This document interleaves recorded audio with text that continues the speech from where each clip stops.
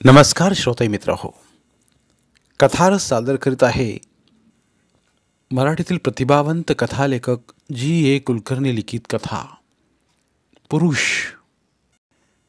विश्वनाथने टेबलाकडे पाहिले व त्याच्या कपाळावर आठी चढली.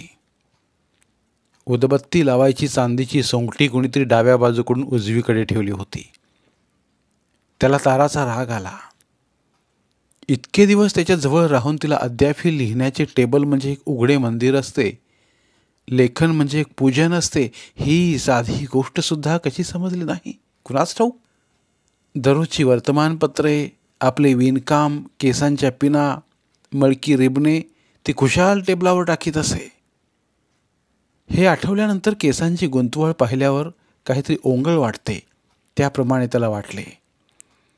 पण हे सारे आता असाध्य असल्याप्रमाणे त्याने तो विषय विसरण्याचा प्रयत्न केला. तिला रानवट रंगाचे भडक कपडे आवडत.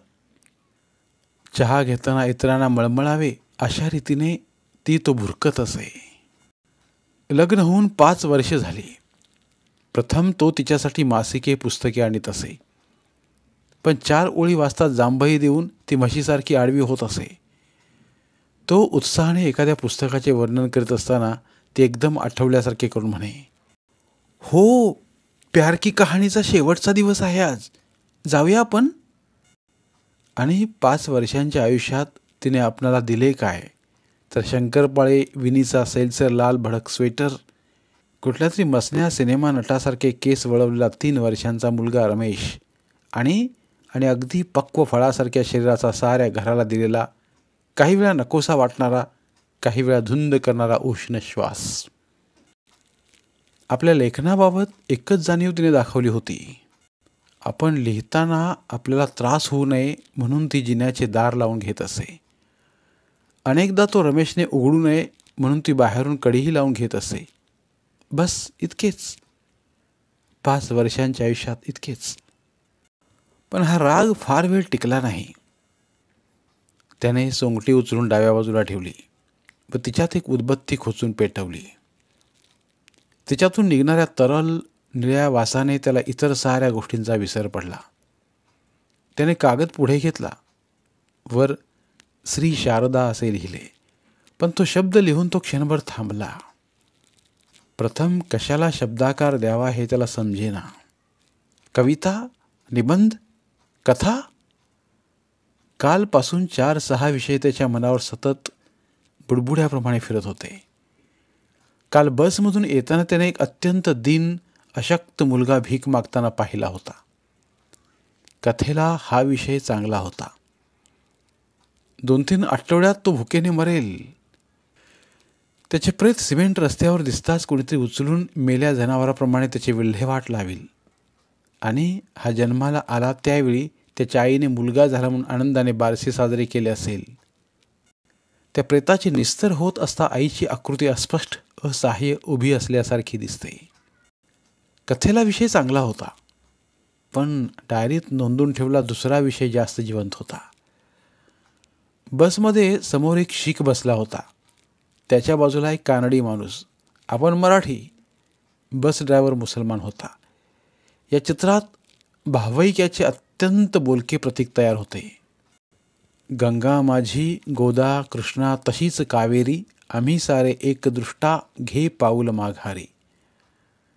आज काय लिहायचे याबद्दलचा गोंधळ फारच थोडा वेळ टिकला, कारण नंतर त्याच्या ध्यानात आले की आपण लिहायला घेतलेला कागद गुलाबी आहे. गुलाबी कागद म्हणजे कविताच. जणू शारदेने कौल दिल्याप्रमाणे त्याने तारीख लिहिली आणि उत्साहाने मोठ्या अक्षरात कवितेचे नाव लिहिले, आव्हान आणि आवाहन. नाही, तो पुन्हा थांबला.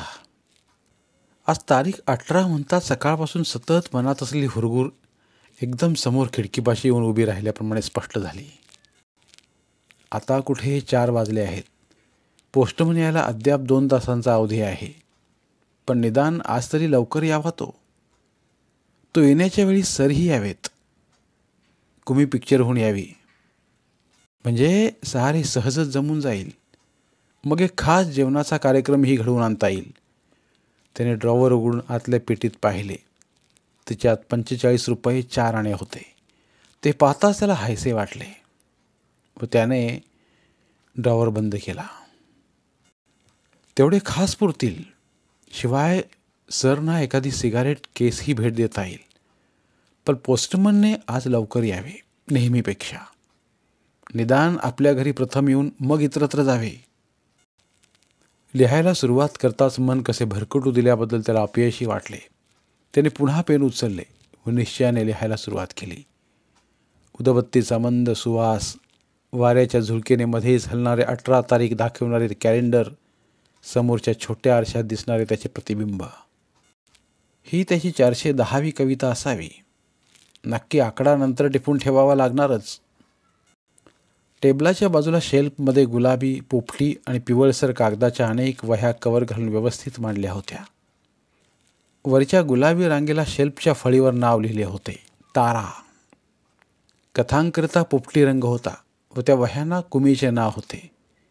उरलेले सारे साहित्य, बालकविता, परिकथा, प्रवासवर्णने सारे रमेशच्या नावाने होते. शेल्फवर ठेवलेला मान वळून कोपऱ्यात पाहणाऱ्या कुरळ्या फुगीर केसांच्या व्यक्तीचा फोटो होता तो प्राध्यापक निकमचा. विश्वनाथची सारी वाङ्मय सेवा हस्तलिखित स्वरूपात होती. आत्तापर्यंत त्याने अनेक ठिकाणी कथा, कविता पाठवल्या, पण दारूबंदीवरील एक कविता आणि सायकलीची काळजी कशी घ्यावी हा लेख याखेरीज काहीही प्रसिद्ध झाले नाही. प्रथम लेख परत येत त्यावेळी 2-3 दिवस थिजलेल्या गोंधळात तो विमनस्क हिंडे. त्याला संताप येत नसे, पण इतक्या उघड गुणांची जाणीव या लोकांना कशी नाही याचा त्याला विषाद वाटे. कुमीचा विषय मराठी, पण तिने आपण होऊन कधी त्याची एकही वही उघडली नव्हती. तिला ते अंगच नव्हते. या सगळ्यात त्याला आधार वाटे तो निकमचा. त्यांनी त्याच्या एका कवितेची चर्चा केली की त्याला तासन तास ऐकत बसावेसे वाटे व कृतज्ञतेने त्याच्या तोंडून शब्द बाहेर पडत नसे. त्यांचे काही शब्द तर त्याच्या मनावर गोंधल्याप्रमाणे उमटले होते. प्रसिद्ध झाले नाही म्हणून लेखन काही कमी प्रतीचे ठरत नाही. झाड वाढते कारण वाढणे हा त्याचा स्वभाव आहे. वारा आला की चक्र फिरते ते अनिवार्यपणे स्वभाव आहे, म्हणून तसे माणसाने लिहावे. तेव्हापासून विश्वनाथला टेबलासमोर खरी शांतता लाभली. कथेची प्रत करणे, नंतर उत्तराची वाट पाहत दिवस काढणे व शेवटी कधीतरी नाकारला मनाचा तुकडा हातात घेऊन त्याकडे शून्यपणे पाहणे, हा सारा बोचरा ताण नाहीसा झाला. आता बाहेरचे जगच पुसल्यासारखे झाले आणि पानावरून पाणी गळावे तसे त्याचे शब्द ठिबकत गुलाबी, पोपटी, पिवळसर डबक्यात साचू लागले.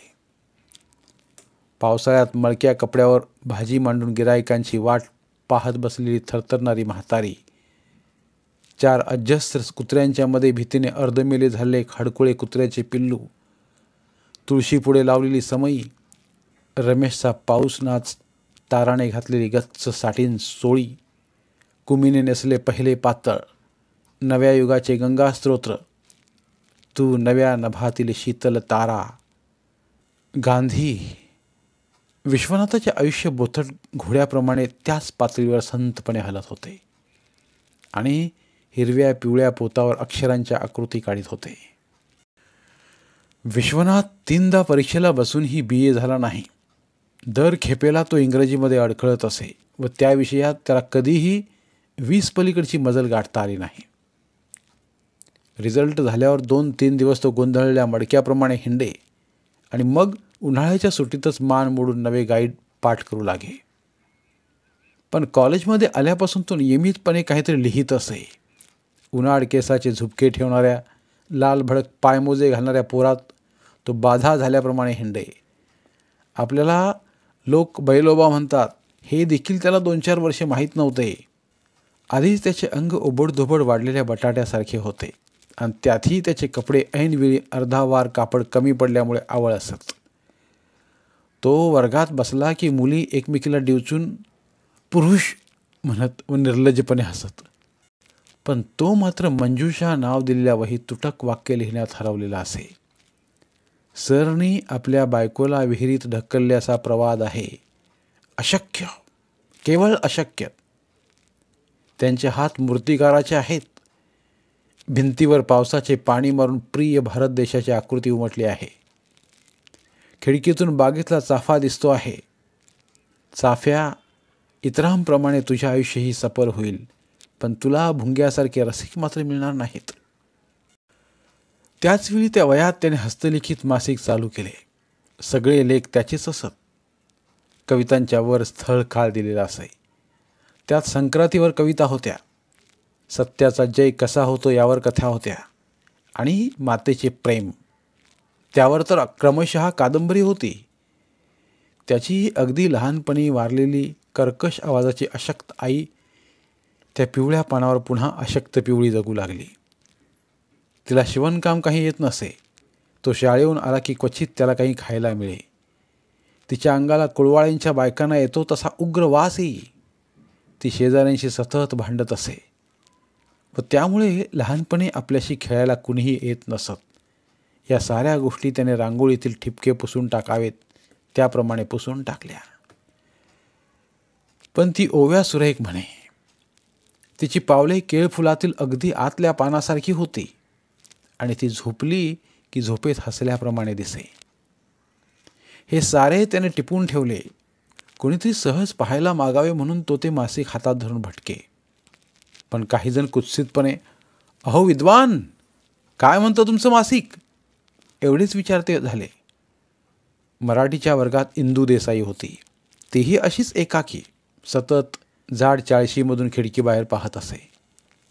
ती स्वतः मुलगी नसून एखाद्या मुलीने टाकून दिलेल्या कातेप्रमाणे ती दिसे. ज्या पुस्तकांकडे इतर ढुंकून पाहत नसत तसली पुस्तके ती सारखी वाची.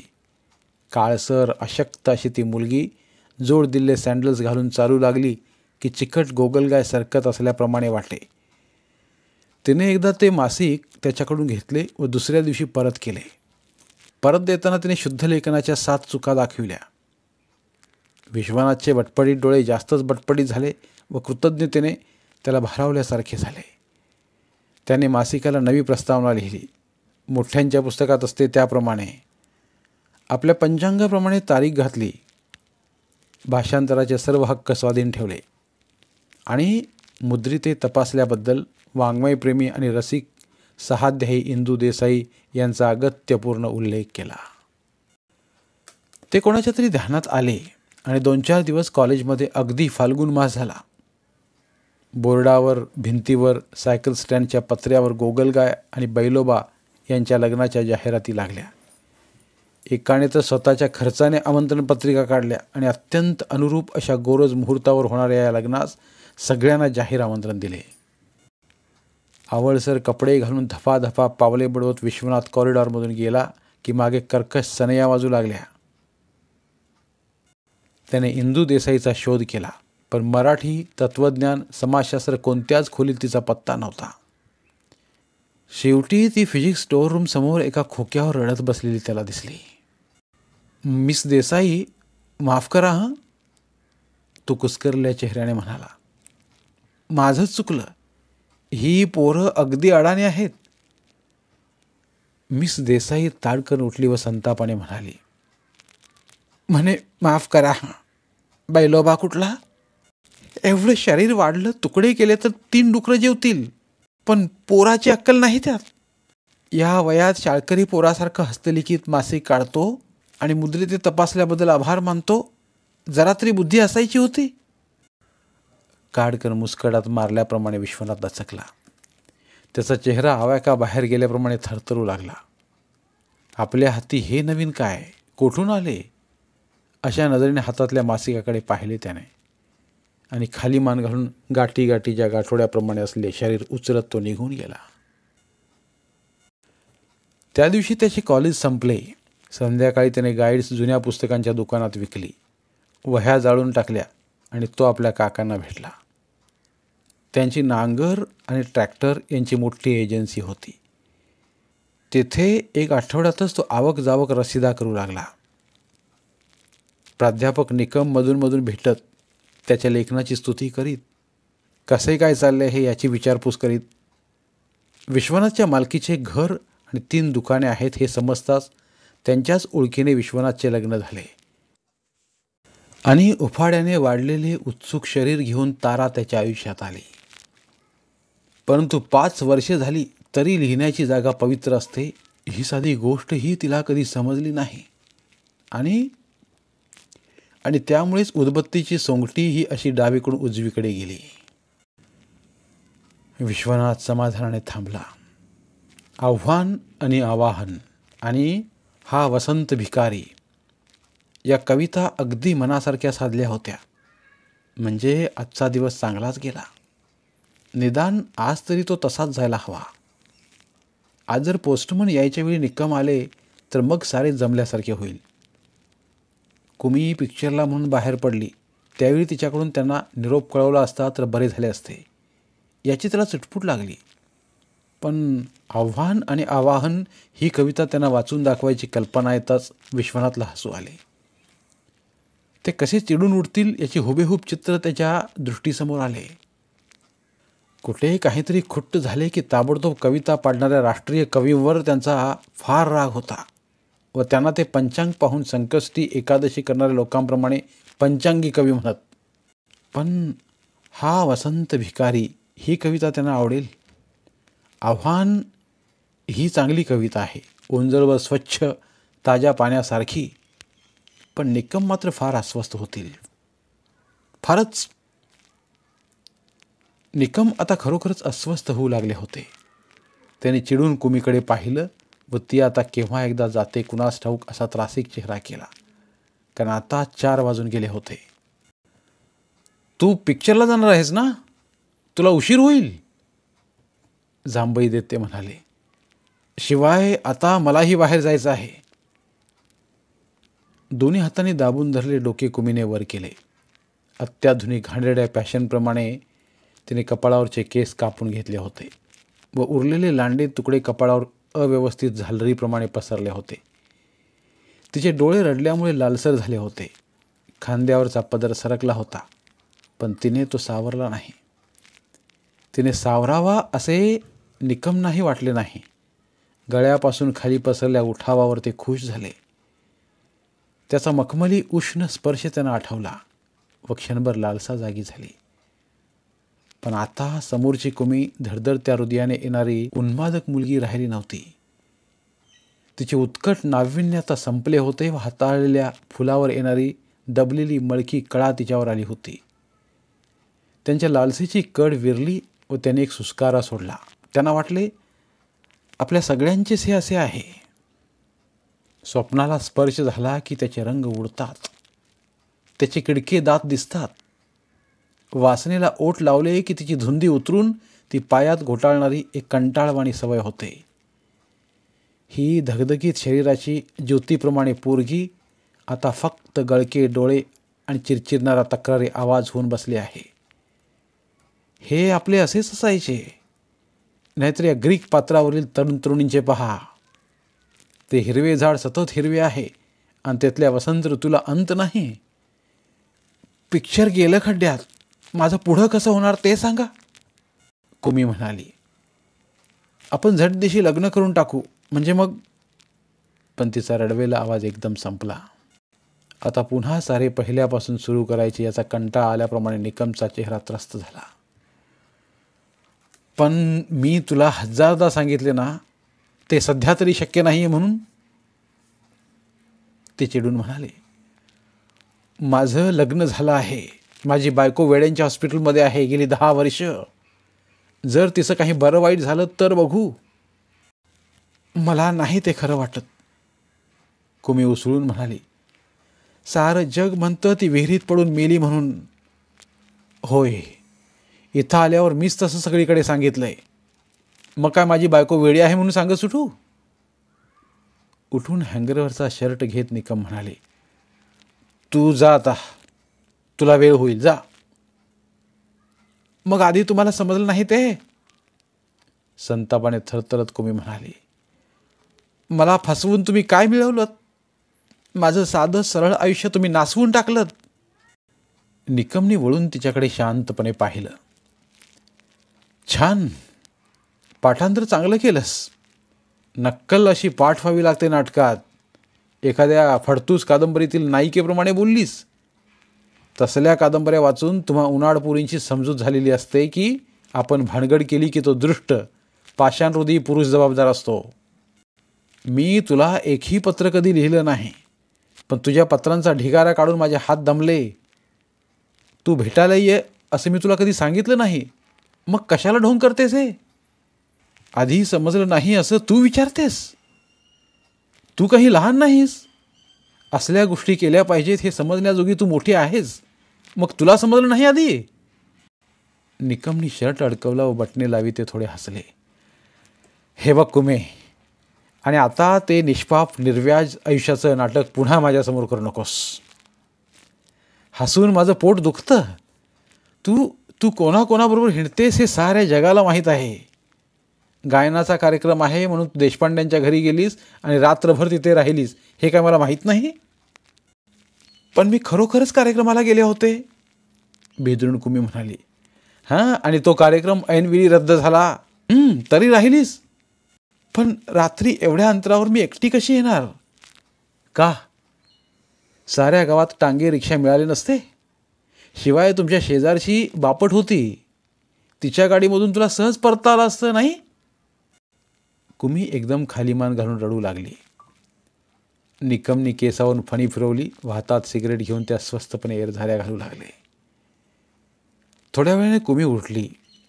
तिने रुमालाने डोळे पुसले व त्यांच्याकडे न पाहता ती ताड ताड चालू लागली.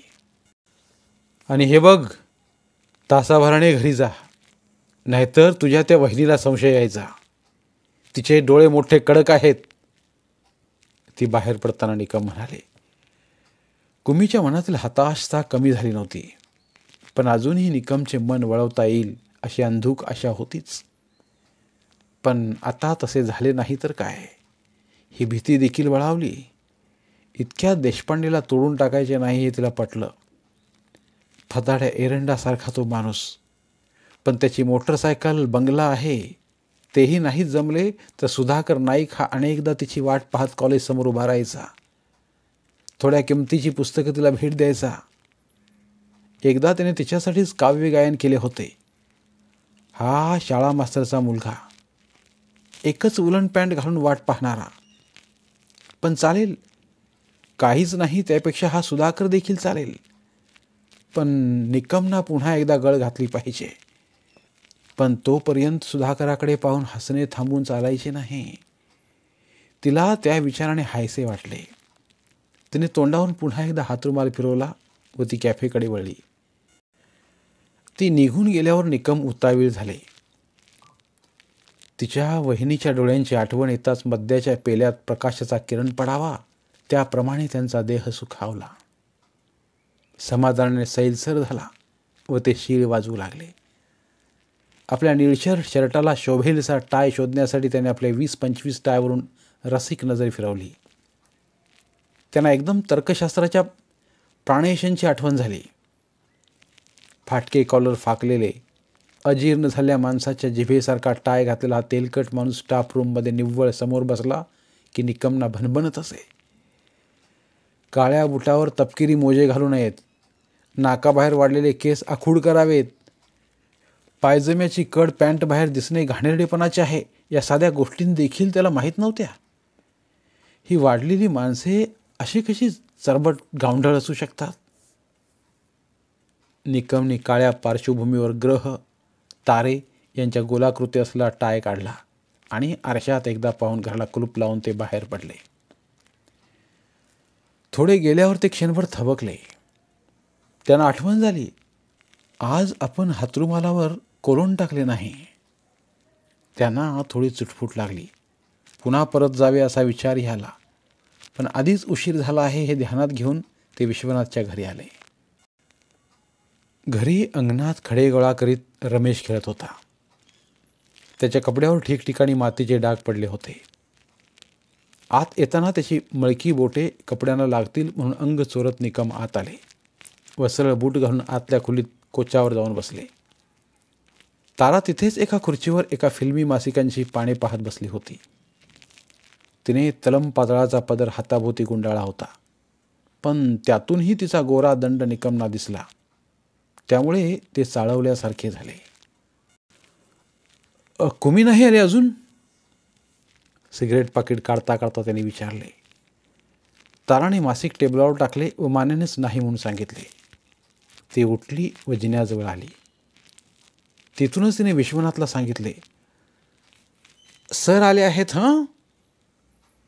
वर विश्वनाथ डिवचल्याप्रमाणे चमकला, पण स्वतःशीच हसला. आता ते आले ठीकच झाले. 6 वाजता पोस्टमन येईल. त्यावेळी ते अगदी बोलवल्याप्रमाणे आले. "बसा म्हणावं त्यांना, मी आलोच अर्ध्या तासात," तो उत्साहाने म्हणाला. तारा परतली त्यावेळी तिने जिन्याच्या दाराला हलकेच कडी लावली. ती आत टेबलाकडे वळतानाच निकमने तिचा हात घट्ट धरला व तिला जवळ झटकले. हे तिला अपेक्षित परिचित होते, तरी तिने मान वर खुणावून हात सोडवून घेण्याचा प्रयत्न केला. पण नंतर तो दुबळा झाला व लाटेवरून पांढरी किनार यावी त्याप्रमाणे ती पूर्णपणे त्यांच्याकडे आली. थोडा वेळ तिचा चेहरा धुंद होऊन शांत झाला व ती विस्कटलेले केस सावरीत पुन्हा खुर्चीवर जाऊन बसली. निकमने सिगारेट पेटवली व काडी खांद्यावर मागे फेकली. कुस्करून टाकलेल्या ताराकडे आता त्याने तिराहिताप्रमाणे पाहिले. व्यथित होण्यास उत्सुक असलेल्या माणसास अपेक्षेपेक्षा जास्त वेदना देण्याचा क्रूर आनंद त्याने आठवणीने जागा केला. परंतु त्यात कुमीचा रडवा चेहरा दिसताच विटून त्याने तो पुसून टाकण्याचा प्रयत्न केला. तारा उठली व त्यांच्याजवळ येऊन उभी राहिली आणि तिने आपली बोटे त्यांच्या खांद्यावर पसरली. "मला 40 रुपये हवेत," ती म्हणाली. "उद्या माझा वाढदिवस आहे. मला एक नायलॉनचं पातळ हवं." निकमने त्या बोटावर हलकाच हात फिरवला. तिसऱ्या बोटावरची ती डाळिंबी खड्यांची अंगठी पेटीमध्ये कुठेतरी पडली होती. ती थोडी घासून पुसून त्यांनी तिला गेल्या वाढदिवसाला दिली होती. पुन्हा लगेच 6 महिन्यांनी तिचा वाढदिवस म्हणताच त्यांना मोठी गंमतच वाटली. ती अंगठी आपल्या पत्नीची. उंच रुंदट चेहऱ्याची ती बाई पत्नीची भूमिका फारच गंभीरपणे करीत असे. यायला उशीर झाला की तिष्ठत बसे. थोडी सर्दी झाली की आपल्या अंगभर निलगिरी तेल ओतत असे ती. हा जाचही थोड्या दिवसात अंगवळणी पडला असता.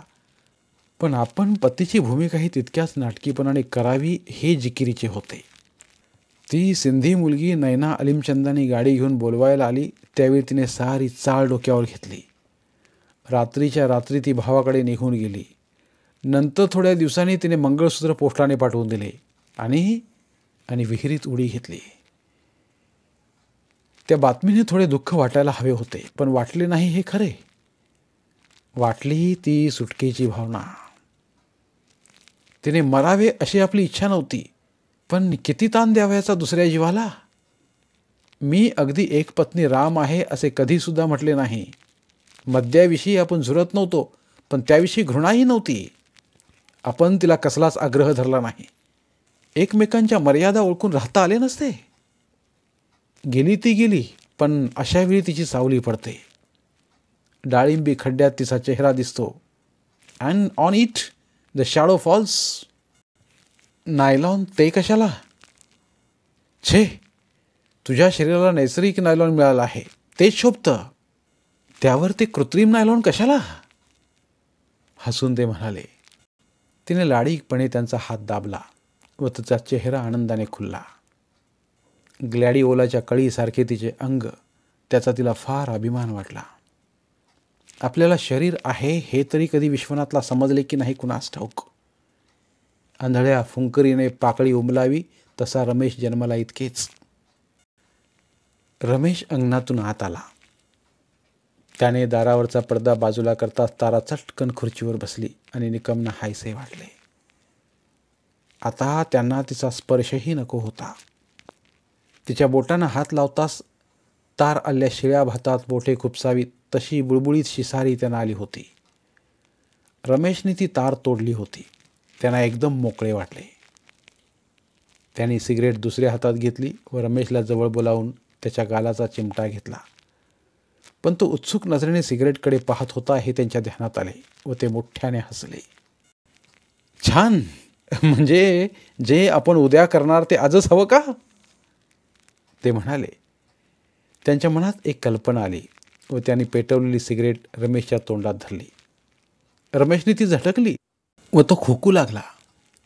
त्याच्या डोळ्यात पाणी आले आणि बावरा होऊन तो ताराकडे आला. हे काय नसतं, ताराने चिडून म्हटले. पण निकम जास्तच हसू लागले. तसं होतंच प्रत्येकाला. तू देखील तसंच तासभर खोकत बसली होतीस की एकदा, ते म्हणाले. ताराने रमेशचे डोळे पुसले, पण तिला त्या गमतीची आठवण झाली आणि ती देखील थोडी हसली. निकमना आता तिथे कंटाळा आला व ते उठले. आता त्या वातावरणातील प्राणच नाहीसा झाला होता व तिथे त्यांना कोंदटल्यासारखे वाटू लागले होते. त्याने हलकी जिन्याची कडी काढली व अहो लेखक अशी हाक मारत ते वर विश्वनाथकडे आले. ते जिना चढून वर येताच विश्वनाथ लगबगीने उठला व त्याने आपली खुर्ची त्यांच्याकडे सरकवली. पण निकम बाजूच्या खुर्चीवर बसताच तो पुन्हा बसला. माफ कर हं, मी तुझ्या लेखनात व्यत्यय आणला. खिशातून सिगारेट पेटी काढत ते म्हणाले. खोलीत शिरताच उदबत्तीच्या कोंदलेल्या धुराने त्यांना मळमळू लागले होते व त्यांना विश्वनाथचा थोडा रागही आला. माणसाला काय आवडावे यालाही मर्यादा हवी. उदबत्तीचा वास, ताज्या दुधाचा वास, खाताना हात राडेराड करणारे ते थबथबीत कुरूप फळ आंबा, उसाचा रस, एखाद्या सभेला जाऊन घाणेरड्या घोळक्यात मड्याप्रमाणे उभे राहणे, चिकट गुळचट बासुंदी मोठ्या चवीने ओरपणे, अरबिंदूचे पिठाळ लेखन, शेंगदाणे चुरमुरे खाणे, असल्या गोष्टी माणसांना आवडतात तरी कशा. त्यांनी सिगारेट पेटवली व तिचा धूर खोलीत पसरला. त्यावेळी त्यांना अंमळ बरे वाटले. शेल्फमध्ये बांधीव वह्या व्यवस्थित ठेवल्या होत्या. दोरीवरील कपड्याच्या घड्या रेखीव होत्या. कॅलेंडरवरची तारीख आजचीच बरोबर होती. अंगावर एखादा निरुपद्रवी पांढरा डाग असावा तशी ती खोली. त्याला व्यक्तिमत्वच नव्हते. आणि शेल्फवरचा तो आपला 17 वर्षांपूर्वीचा फोटो, नाटकी पोकळ डौलाचा, आता त्या चेहऱ्यावर डोळ्यांखाली जाड सुरकुत्या उमटल्या आहेत. कपाळावर बारीक जाळी आहे. ती आपल्या बायकोची देणगी असावी. पण डोळ्याखालच्या त्या काळसर सुरकुत्या, त्याने एक झुरका घेतला व तो विषय विसरण्याचा प्रयत्न केला. पण नाही, नकळत त्या वेदनेला स्पर्श झाला होता व लाल भडक कुंकू अंगावर पडताच फणा काढणाऱ्या सर्पाप्रमाणे ती जागी झाली होती. मंदाकिनी अशीच वाऱ्यावरच्या रातराणीच्या सुगंधाप्रमाणे आली. या विश्वनाथप्रमाणे सुगंधी व्यवस्थित टेबलावर आपण वेड्यासारखी पत्रे लिहिली. पण त्याच वेळी ती इनामदाराबरोबर हिंडे. शेवटी ती बावळट. खेळ इतक्या गंभीरपणे खेळायचे नसतात, असा उपदेश करून चेहऱ्यावर सुरकुत्या उरखडून निघून गेली. डोरियन ग्रेप्रमाणे त्या सुरकुत्या या फोटोवर उमटायला हव्या होत्या. आपला चेहरा तसाच राहायला हवा होता, तो दंश घेऊन, ते विष पचवून. नाही सर, व्यत्यय कसला, विश्वनाथ म्हणाला. माझं आजचं लेखन मी आत्ताच संपवलं. खाली तारीख घातली तोच तुम्ही आलात. मी आज एक कविता लिहिली आहे सर. रंगगंध जीवनाने नटून वसंत ऋतू वैभवानं येतो. आपली दौलत वाटीत खूप फिरतो. पण त्याचं सारं वैभव दानातच नाहीसं होतं.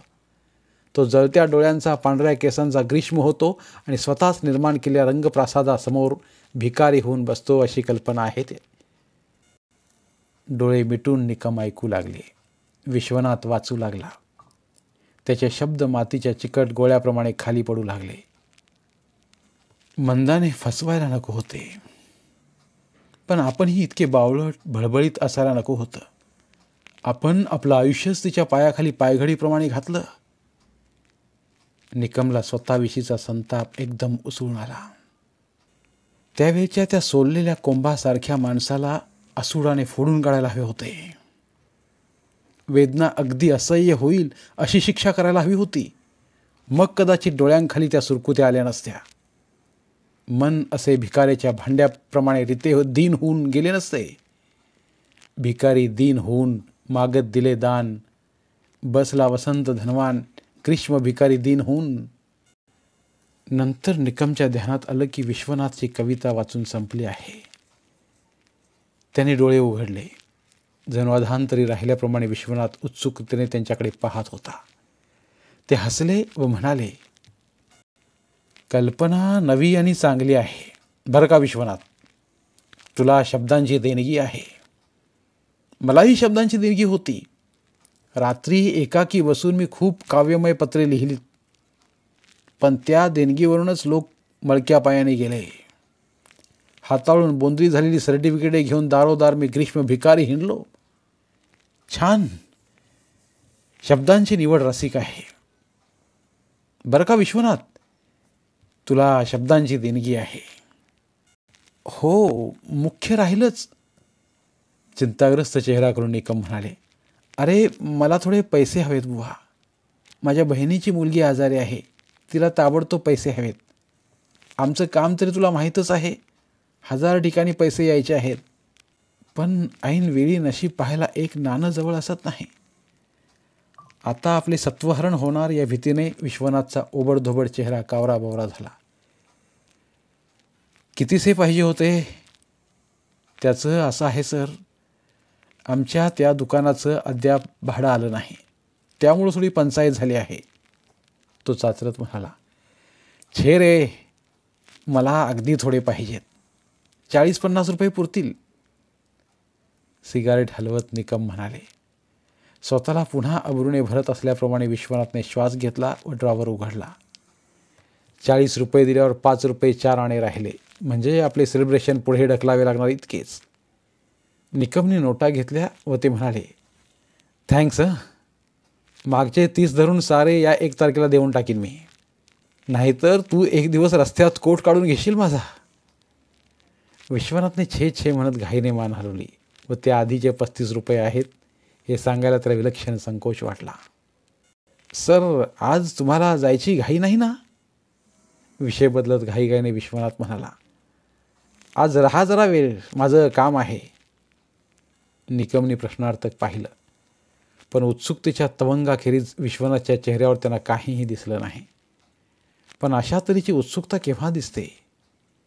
प्रिय व्यक्तीला भेटताना, अपेक्षित यश स्वीकारताना.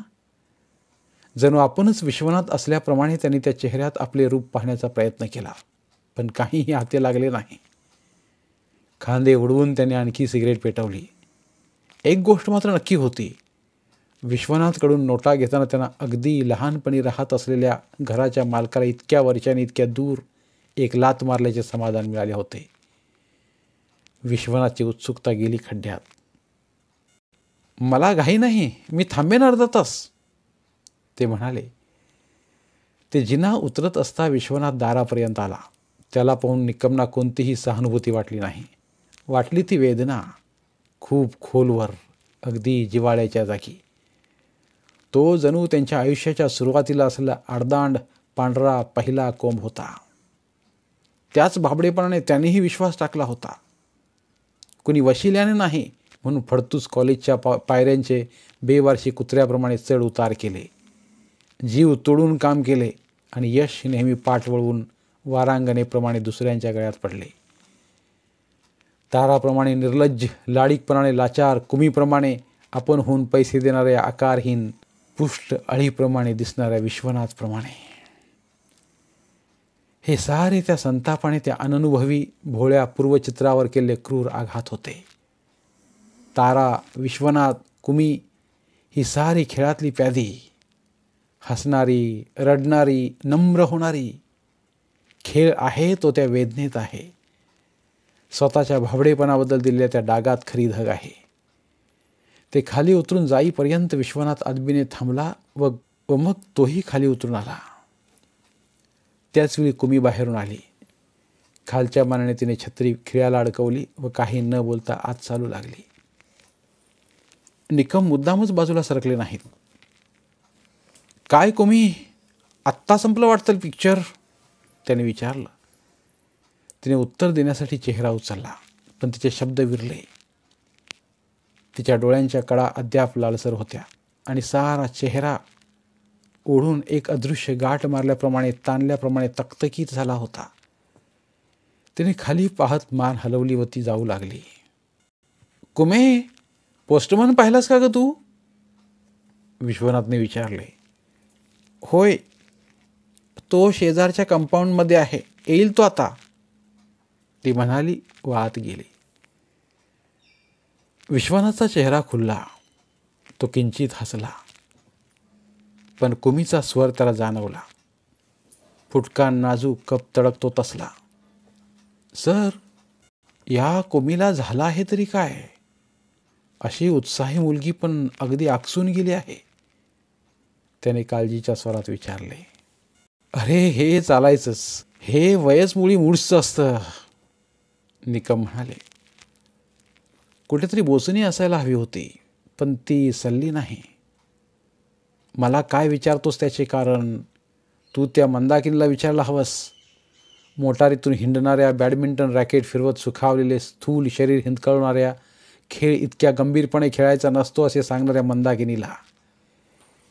चेअरमनला नमस्कार केला नाही म्हणून नालायकीच्या शिक्का मारून आपल्याला लाथ मारून कुत्र्याप्रमाणे हाकलून घालणाऱ्या त्या 1.5 दमडी कॉलेजच्या काळ्या लठ्ठ प्रिन्सिपॉलला विचार. नाहीतर मी लहानपणी राहत होतो त्या घराच्या मालकाला विचार. वाढवलेले भाडे दिले नाही म्हणून त्याने पाऊस ओतत असता घरावरची कौले काढून टाकली.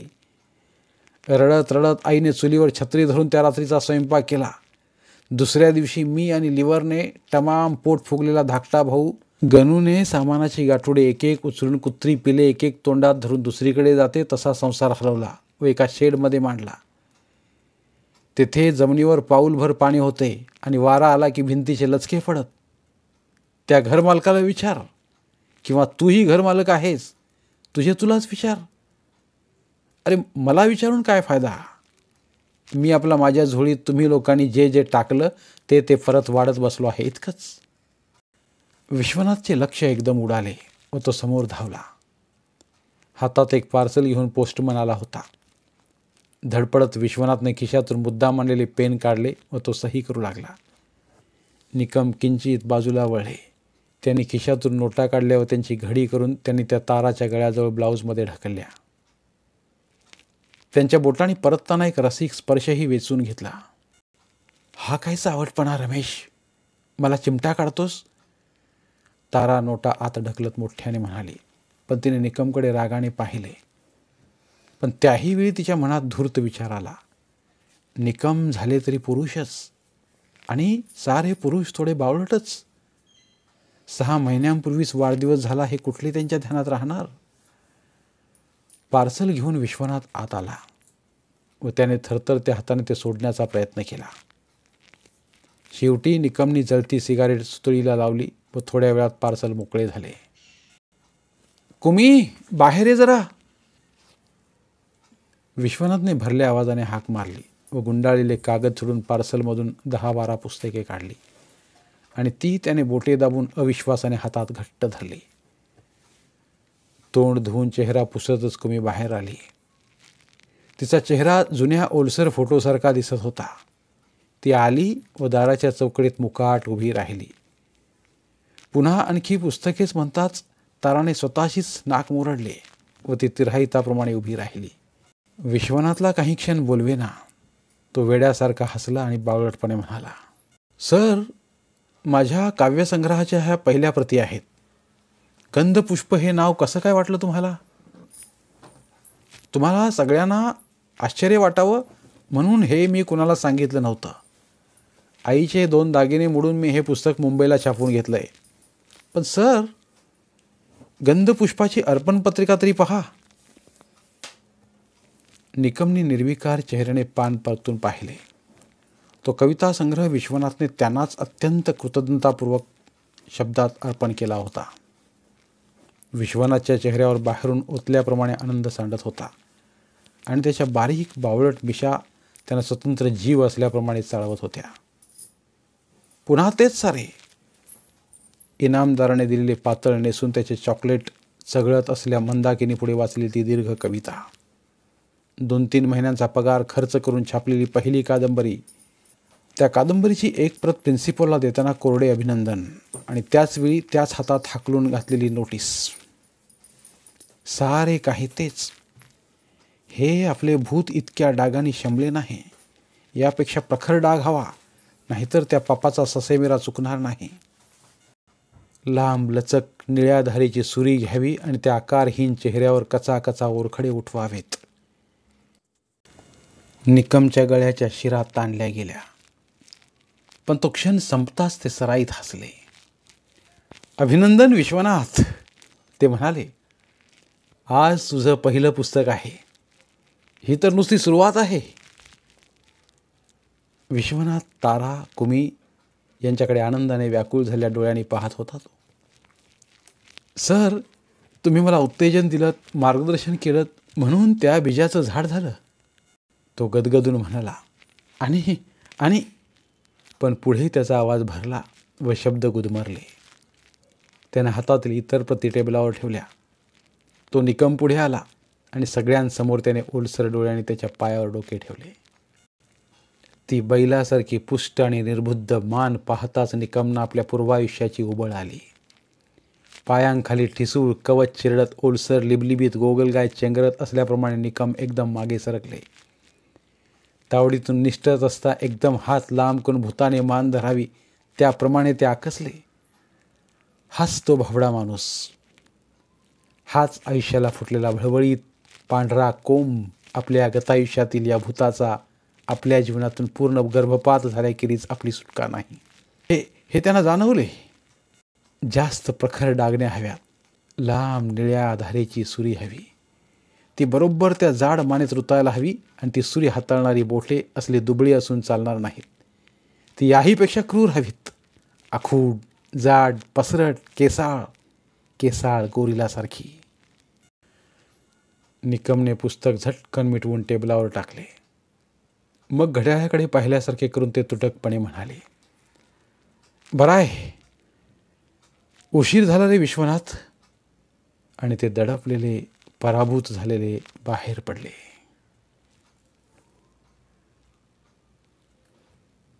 धन्यवाद. पुन्हा भेटूया एका नवीन कथेसह. धन्यवाद. कथाकथन अभिवाचनात हवी भावभावनांच्या नवरसांची जोड मराठी बोलती पुस्तकात केवळ यासाठीच नाही, कथारसाला तोड.